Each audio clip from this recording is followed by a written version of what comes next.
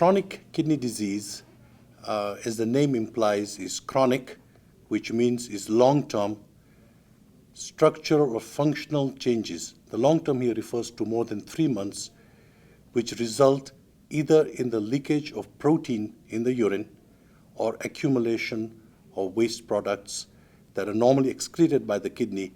These accumulate in the blood. So chronic kidney disease is a long-term disease that affects the kidney. There are actually very simple tests that detect chronic kidney disease. I refer to the leakage of protein. So there is a simple test that can detect the presence of protein in the urine. It's a dipstick as well as other tests. And the second test is a blood test, serum creatinine. These are very routine, regular tests run by every laboratory in the country. Now, chronic kidney disease is important for several reasons. The first point I want to make is that it is very common.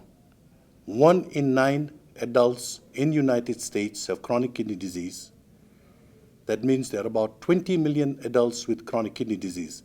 Now, this should not be very surprising because the two common causes of chronic kidney disease are two very common diseases, diabetes and high blood pressure. So, for example, 1/3 of the patients with diabetes get chronic kidney disease. The second important point about chronic kidney disease is that it is progressive in nature. What I mean by that is that once you get some degree of kidney dysfunction, you continue to lose kidney function until you reach what is referred to as end-stage kidney disease, advanced renal failure, which requires either the kidney machine, the dialysis machine, or transplantation to sustain life.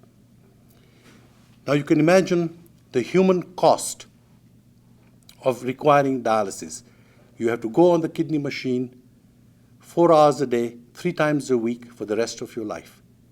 There's also a huge financial cost. So in 2006, taking care of this 400,000 patients cost about $35 billion. So that is a second important issue about chronic kidney. The third, and my statement might surprise you, is the people that reach end-stage kidney disease and need dialysis are the lucky few. And the reason I say that, I mentioned that there are 20 million Americans with chronic kidney disease. It tends to progress, and yet there are only 400,000 patients with end-stage kidney disease. Why is that? Because patients with kidney disease die early. In other words, we now recognize that any form of chronic kidney disease is an important risk factor for heart attacks and other cardiovascular events. So most people in the community know that if you have high cholesterol is bad for you. I don't think most people know that if you have any degree of kidney disease, it's very bad for your heart as well. Unfortunately, we have no good treatments. The only treatment available today is the use of blood pressure lowering medications, including drugs that are known as ACE inhibitors or ARBs. And despite the use of these drugs, we know that we have a large number of patients that continue to progress with kidney disease. And this is where I think the technology that CorMedix has comes into play. They really have innovative ways of how to halt progression of kidney disease. And this relates to the role of iron in cell biology. Now, you probably know that iron is a very abundant metal, is responsible for the magnetic force in part. It's also abundant in human body. So the commonest transitional metal that we have is iron, and we have about 4 to 5 grams of iron.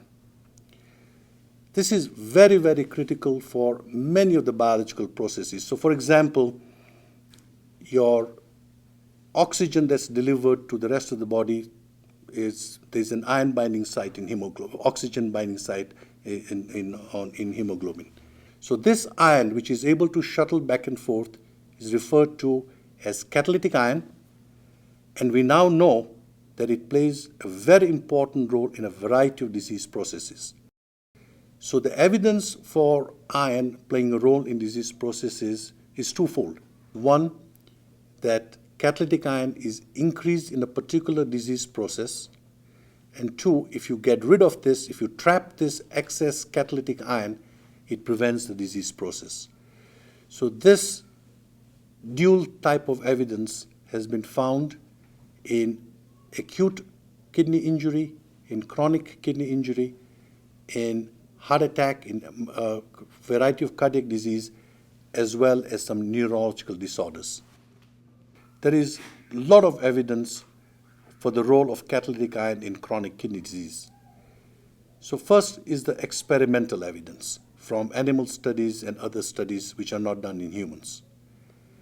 Now we have two forms of chronic kidney disease, one which affects the filtering unit, which is called the glomerulus. Second is the reabsorptive unit, which is the tubular region. And the experimental evidence in models of diabetes, in other models of diseases that affect the filtering unit, as well as injury to the tubular region. There are about 10 different laboratories in different parts of the world which have provided experimental evidence for the role of catalytic iron in chronic kidney disease. What about human disease? There is a way of measuring an assay that measures catalytic iron. So again, we and others have done studies which show that in human disease, the catalytic iron is increased, and this has been shown in a variety of chronic kidney diseases. There is also some preliminary and very promising data that if you trap this catalytic iron, that you can actually treat or prevent chronic kidney disease. So for example, in a small study with 14 patients with biopsy-proven glomerulonephritis, that is, diseases affecting the filtering unit, they were treated with steroids, they were treated with cytotoxic agents. These patients continue to have leakage of protein in the urine.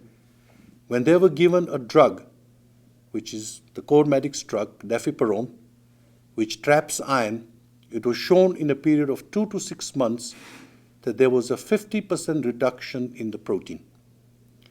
Another study which involved patients with diabetes, and diabetes is very important because the commonest cause of patients getting chronic kidney disease is diabetes. So it's a very important cause of chronic kidney disease. In 34 patients who had chronic kidney disease due to diabetes, known as diabetic nephropathy, administration of this defiparone to these patients for a period of 9 months resulted in a significant reduction in protein. So we not only have large amount of experimental evidence that catalytic iron is important, that if you trap it, you provide benefit, but we also have very promising human data that this sort of mechanism is important and we might have a novel treatment to halt progression of chronic kidney disease.